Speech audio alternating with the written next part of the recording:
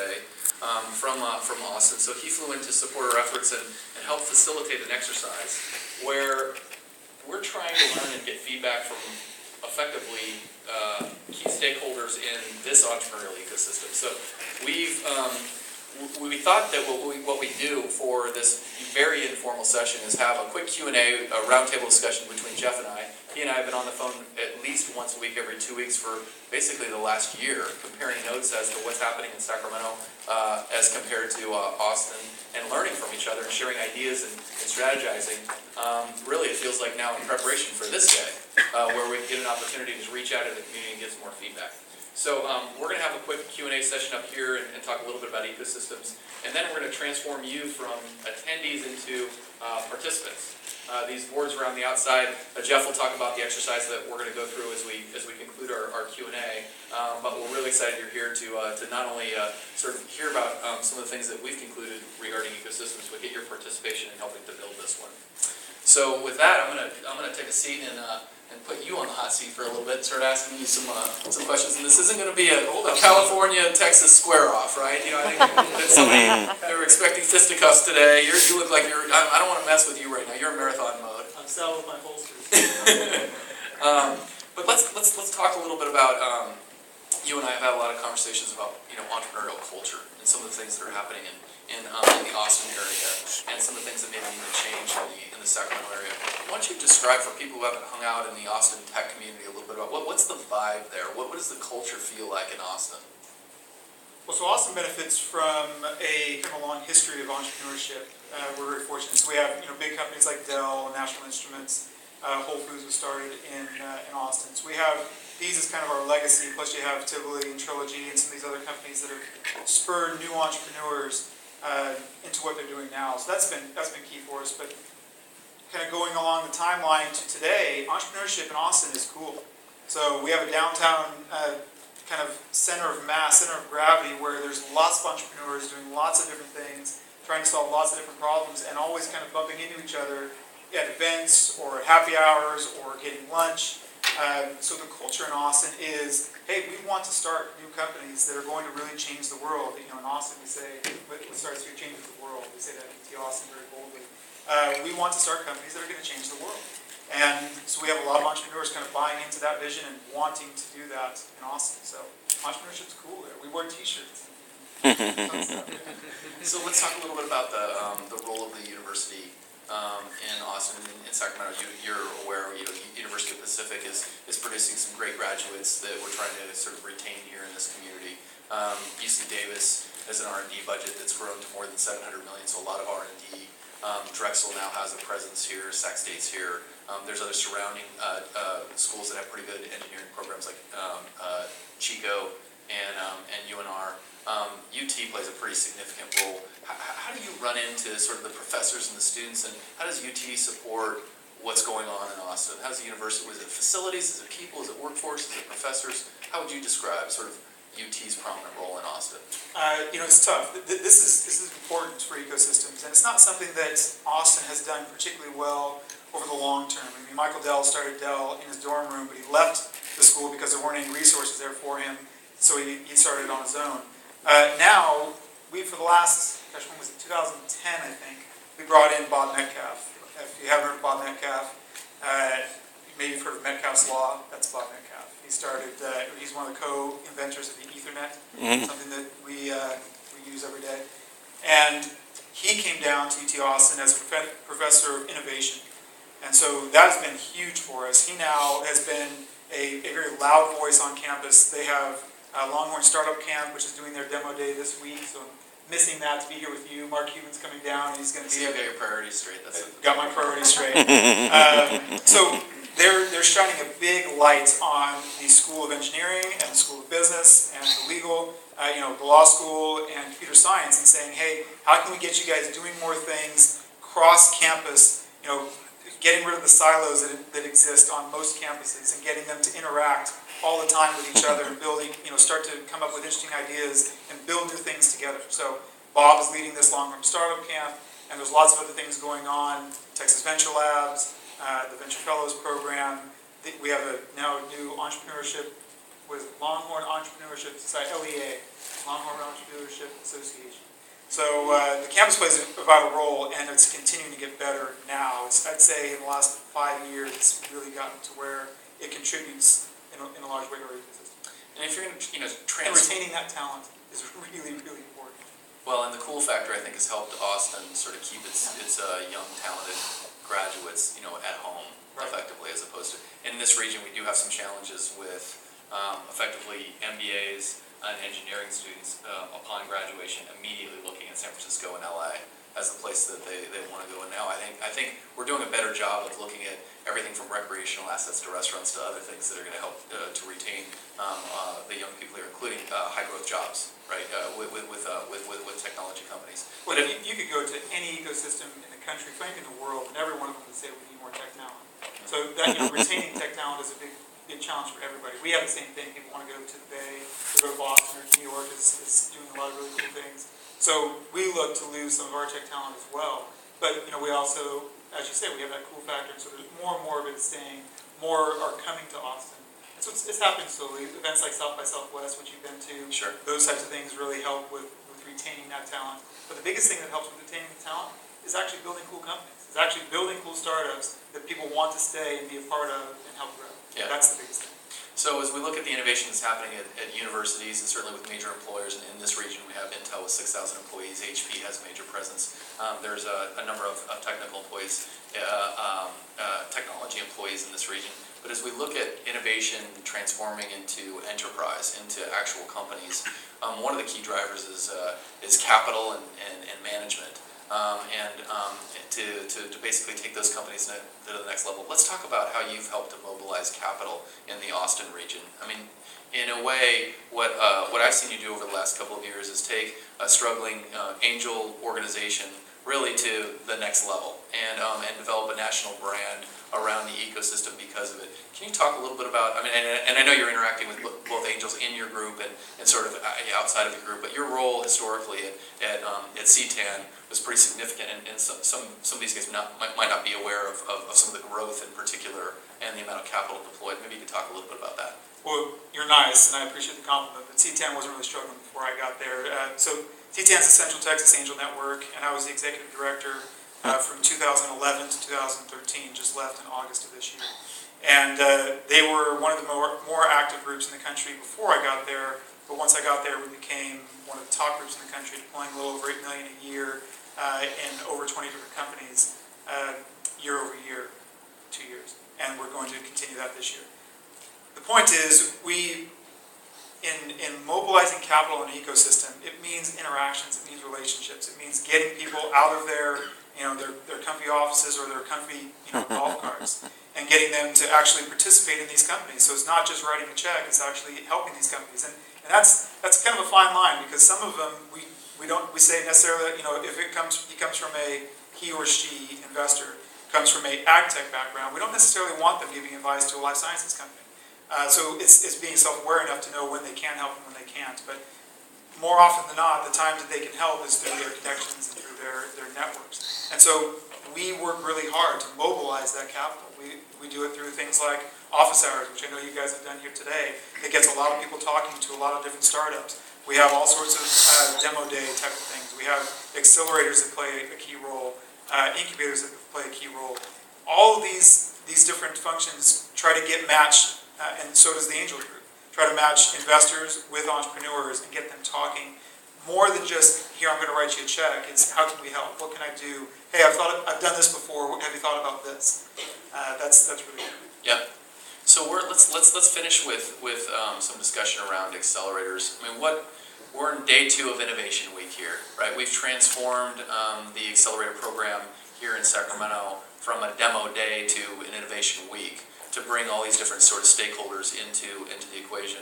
This afternoon in this room, there'll be about 45, 50 investors that will be here to listen to 10 presenting companies that we've taken through an accelerator program. Those modules included everything from forming entrepreneurial teams to identifying new market opportunities to finance and fundraising strategies. And we've kind of mirrored and benchmarked Y Combinator and Techstars, two nationally recognized programs. why don't you talk about the importance of mentorship and these accelerator programs and kind of what's happening in your backyard in Austin and the impact that it's had on the tech ecosystem there.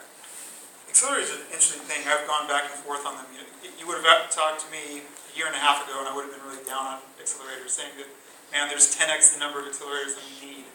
There's just too many of them. Austin, I think we have, I don't even know what the current count is. They're popping up everywhere. We have over 20, I think, is a safe bet of incubators and accelerators just in Austin. But I mean, some of the bigger ones are Techstars just did their first class and had their demo day a month or so ago. Which is a big thing for Austin because they have a bunch of affiliate sites, but they only have 6 main Techstars sites, and Austin is one of them. We have Capital Factory, we have Dreamit, and we have Incubation Station. And so these are all accelerators that are doing some serving different entrepreneurs in different sectors. And where I stand now is that I think the more accelerators, the better, because it helps create more experience. We want to see more experiments happening and more training of those entrepreneurs. So I don't think more accelerators is necessarily a bad thing. However, the thing that is going to make an accelerator the most successful, in my opinion, is number one, being able to attract the best companies. That means attracting companies both in your region and outside of your region. And second is attracting great mentors and great investors to be involved. And that's kind of a limited resource. I mean, if we have 20 different accelerators just in Austin, we can't divvy up all the capital and good mentors amongst all those 20 accelerators. It just doesn't happen. So a lot of them are going to get a lot less of that mentorship. And that mentorship is key, because these companies that go through a Y Combinator or a Techstars program, they look much more polished, much more focused on a specific direction or specific business model when they exit the program than they do when they started the program. And that's because of good mentorship. Helping them kind of address the pivots and questions that they have for the program. So it's vitally important. I'm excited about what you guys are doing here with the Entrepreneur Showcase. I think you need to continue to focus on those, on getting the best entrepreneurs both in your region and attracting those outside your region to come here to see the things that are going on in the Sacramento, Northern California region, to say, hey, there's good tech talent here, there's good mentors here, there's good investors here. I want to go participate in that accelerator program. And then second, it is that. It's getting the investors and the mentors to participate, to realize that they are stakeholders in this and they need to help these companies grow. So a big part of that is figuring out what do these startups need and how can we build that here in this ecosystem. And so we're now going to sort of, before we feed you, we're going to transform you from an attendee into a participant. And let me give you my perspective quickly on what's been happening in the Sacramento region, and then I'll turn it over to Jeff to sort of facilitate the exercise that we're going to go through this afternoon. My perception is that you have a lot of smart people in this ecosystem that are fragmented from, geographically fragmented from Davis all the way to Roseville, Rockland, to El Dorado Hills and Folsom. For those of you who know this geography well, we're sort of spread out. And so we're not necessarily sharing information or ideas in a very efficient way. And so part of the spirit of this discussion is to start to bring people together to have a discussion about how could we really take an ecosystem here to the next level. And we certainly have our ideas from a velocity perspective as to the need for more capital, the need for more management talent, the need to change the culture. And I'm looking to sort of shift the discussion into how we can increase the amount of capital or management talent, or how we can shift the culture. And Jeff and I had a debate in preparation for the session. Well, let's make sure we're not missing anything from the startup's perspective. Let's reach out to them and ask them about the what they need before we get into the how we're going to go get it. And I think that's healthy perspective. So part of today's exercise is not only sort of identifying sort of what it's going to take from an ingredient standpoint to take this ecosystem to the next level, but also how we're going to get there. And I guess the only thing that I would say is there's been so many meetings and discussions in this community about the tech ecosystem that haven't resulted in immediate action following the meeting. So what I'm hoping for is out of today's session that there's a bit of an action plan, and that we are all king for a day, and we are going to determine the direction and the vision for the greater Sacramento area. And because of your participation today, you get a significant amount of influence over that. It's not just about this meeting and then let's have a series of other meetings to continue discussions. Let's walk out of here with a bit of an action plan where all of you have a role. And so that's my request if I'm king for a day. But you're here to help facilitate a discussion where we're able to extract as much as possible from some of these key people in the ecosystem. And so I'll turn over the description of the exercise to you. One of the things I love about Jack, for those that know Jack, he is a man of action. And so in having this conversation with him, I had to go back and forth with him, kind of going, hey, look, it's great if we go identify that hill over there and say we're going to go conquer that hill, but we got to make sure that that's the right hill to conquer. And so I wanted to, when we do this in Austin, we did a similar event, and it was all about identifying the right hills. So let me ask, how many in here are entrepreneurs? Raise your hand. Awesome. How about investors? Okay. And then how about just kind of other stakeholders in the ecosystem, or just interested in what the heck this campus is doing? We get I thought there was double hand raising there. they're investors and they're We're interested like in all the above, right hand and left hand. Okay, fair enough. Well, I'm going to go with, I like that there were that many entrepreneurs that raised their hand, because you are the stakeholder. You're the one that it is an entrepreneur ecosystem. That means that we're here focused on you. You are the key component of building great companies and creating innovation. Now, all of us are support staff here for you, venture capital, other capital investors. We're here to help you do this. But so in order to help you, we want to hear from you. And so you'll see these boards around the room.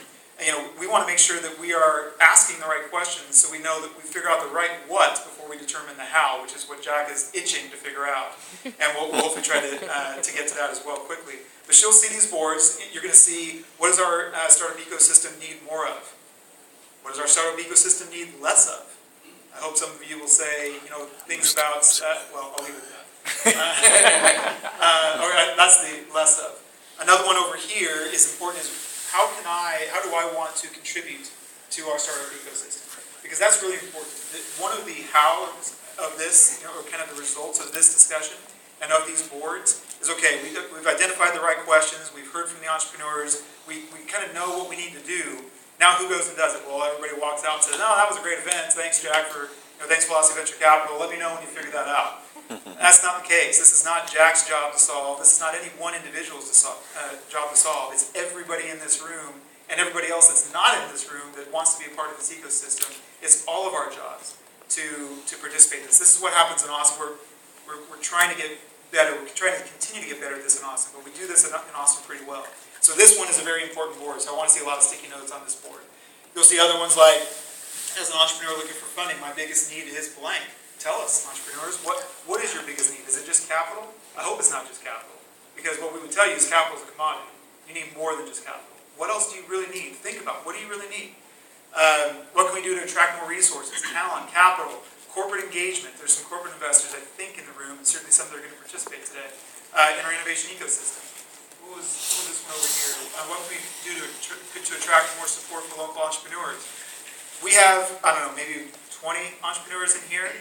How do we make it so that next time we have this event, the next Innovation Week, there's 50 entrepreneurs in here? And then the next time we do it, there's 100 entrepreneurs in here, because they're bursting at the seams, all figuring out what kind of cool company to start. So that's kind of the point of that one. So what we want you to do is you see what the questions are. There's sticky notes next to each one of the stations. We want you to kind of pick one of these questions that resonates with you and go hang out around that board and talk to people. We are in listening mode right now. We want to listen to you, and the best way to get good ideas is to bounce them off of other people. So we want to see people talking around these boards and writing different ideas up there. Take a sticky pad, put it up there. If you like what somebody did, put a +1, or take another sticky pad and put a +1. Let's get a bunch of cool ideas on here. Grab your lunch, then come back and start to just kind of gravitate around these boards. And then